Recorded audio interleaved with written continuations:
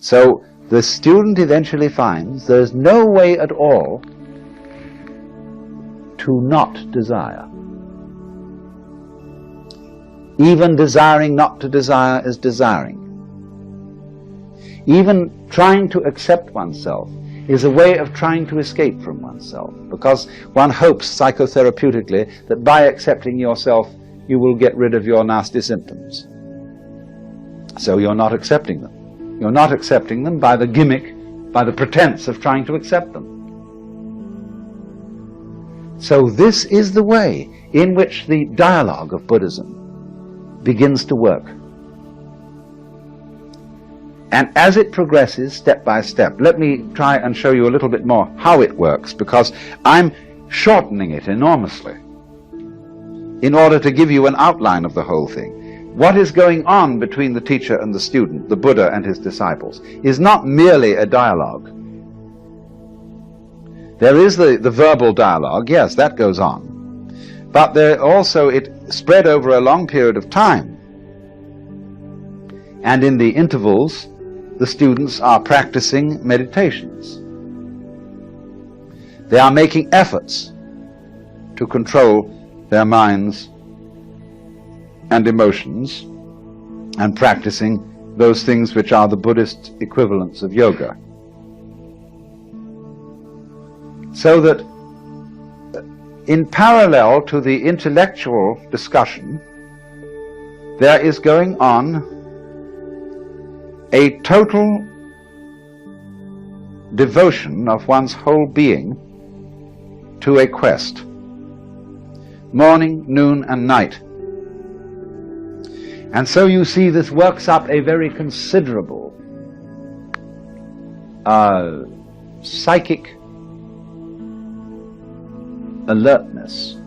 It makes the student put a very considerable psychic investment in the task. And as he goes on, you see, he becomes more and more frustrated. Because as the trap closes, and he finds that it's impossible to do the right thing, because the right thing is always done for the wrong reason. When the wrong man uses the right means work in the wrong way. You see? There is something you could do to attain liberation, or as the Christian would say, union with God, if you could do it. But the Christian would say, by reason of original sin, you can't. Because through original sin, everybody is basically selfish. And you can't be unselfish for a selfish reason. But you have only selfish reasons. So, to him that hath shall be given. But of course he doesn't need it. From him that hath not shall be taken away even that which he hath. Poor fellow, what is he to do? So you see, in this way, the teacher closes a trap on the student, where he finds himself completely impotent. Not only can he not do anything that will bring about his salvation, he is also unable not to do anything.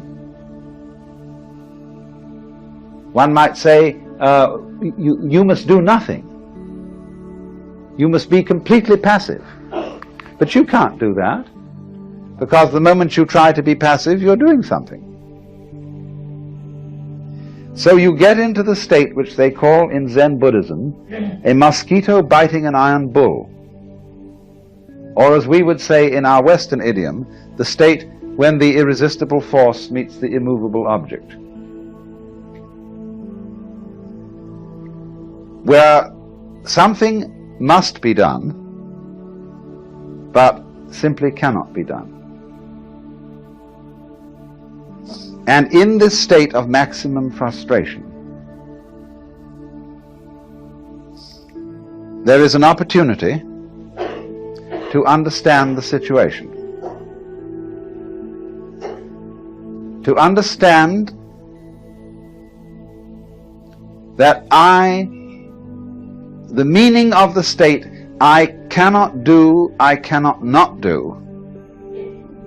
The meaning of this state is that the separate I which you thought yourself to be is an illusion. That's why it cannot do and why it cannot not do.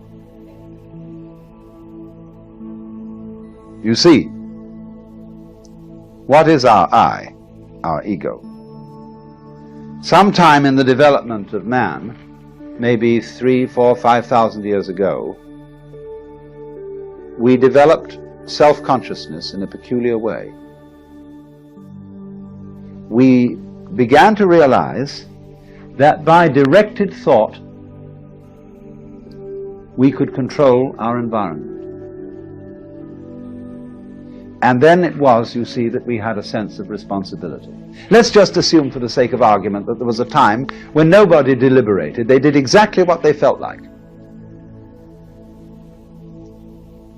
When you were hungry, you ate. When you were thirsty, you drank. When you were angry, you hit something. When you were happy, you danced. But you never stopped to think what was the right thing to do.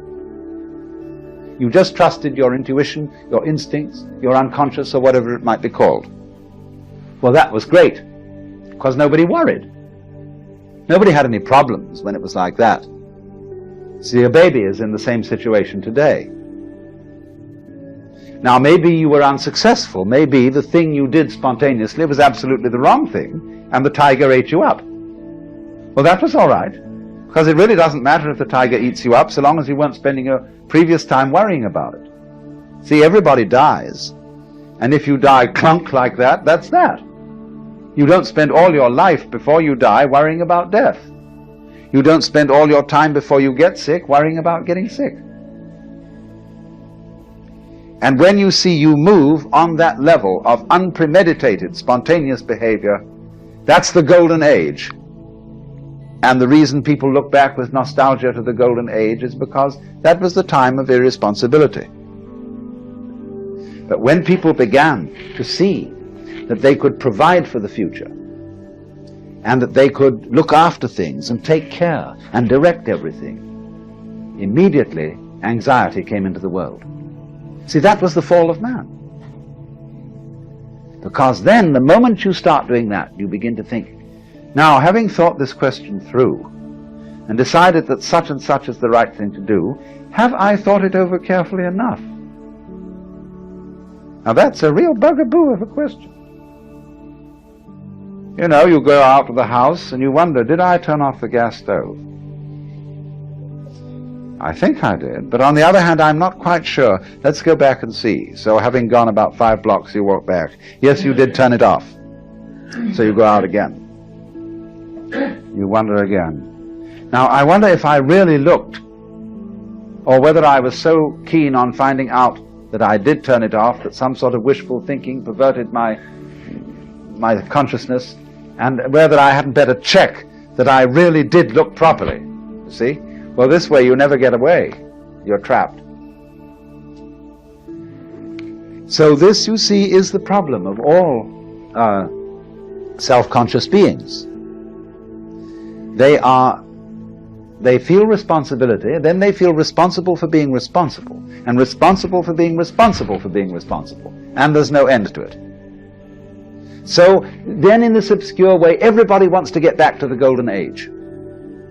But they say, if I just acted as I felt and was completely spontaneous, goodness only knows what would happen. Jesus, you see, said to do that. He did, and everybody reads it in the King James Bible where it means nothing. Take no thought for the morrow. What ye shall eat, what ye shall drink, and wherewithal ye shall be clothed. Consider the lilies of the field, how they grow. They toil not, neither do they spin. But I say unto you that Solomon in all his glory was not arrayed like one of these. Now if God so clothe the grass of the field, which today is and tomorrow is cast into the oven, shall he not much more clothe you, O ye of little faith? Oh, I mean, it sounds lovely read in church. But what it says Everybody says, no, that's the Sermon on the Mount, and that's not practical. Nobody can do that. That may be for a few saints, but after all, in our practical life as practicing Christians in the modern world, we can't do that kind of thing. Well, isn't that funny? Why can't you do it? I mean, that's the real reason for saying it in the first place. Jesus said many very strange things. For example, in the parable of the Pharisee and the publican, how the Pharisee goes up into the front row and says how good he is, and that he's fulfilled all his obligations and paid the tithes. And then there's this publican who goes into the back and sits there and beats his breast and says, God be merciful to me, a sinner. And Jesus says, now that man was the right man. He was justified. But the moment he's told that story, everybody creeps into the back row and says, God be merciful to me, a sinner. And they're all in the front row again. Nobody can do it, you see. That's why the story is told. In the same way, he says, take no thought for the morrow. Stop being anxious. Like going to a psychiatrist and he says to you, oh, don't worry me, stop being nervous. Can you? See, nobody can.